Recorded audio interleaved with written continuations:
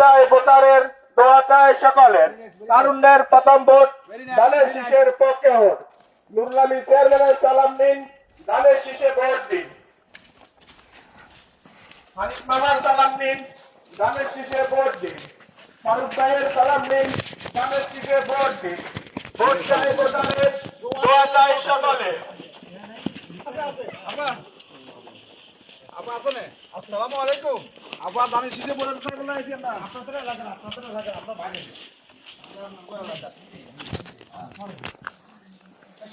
भैया ये तो रुको सुनवा रहता है तुम सामने